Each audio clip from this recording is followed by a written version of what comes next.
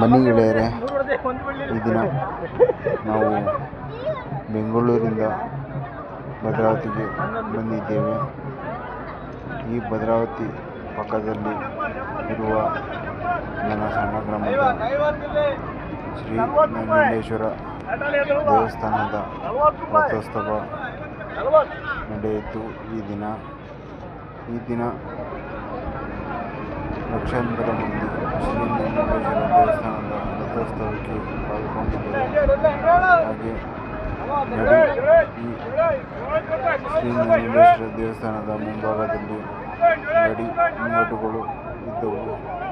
ಈ ಅಂಗಡಿ ಮುಂಗಟ್ಟುಗಳು ರೈತರಿಗೆ ತುಂಬ ಉಪಯುಕ್ತಕರವಾಗಿದೆ.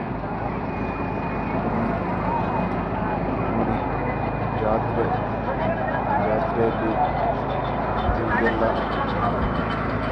ಖುಷಿಯಾಗಿ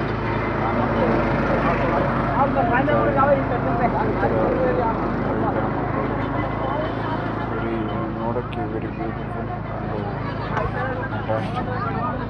ಈ ದಿನ ನಡೆಯಿತು.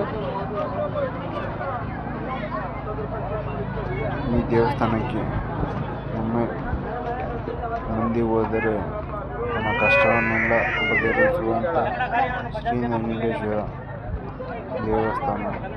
ಈ ದೇವಸ್ಥಾನದ ಮುಂಭಾಗದಲ್ಲಿ ಜಾತ್ರೆ ಮಹೋತ್ಸವದಿಂದ ಅಂಗಡಿ ಮುಂಗಟ್ಟುಗಳು ಯಾವ ಥರ ಇದ್ದಾವೆ. ಬನ್ನಿ, ಗೋಬಿ ತಿನ್ನಲು ಹೋಗುತ್ತಿದ್ದೇವೆ. ಬನ್ನಿ.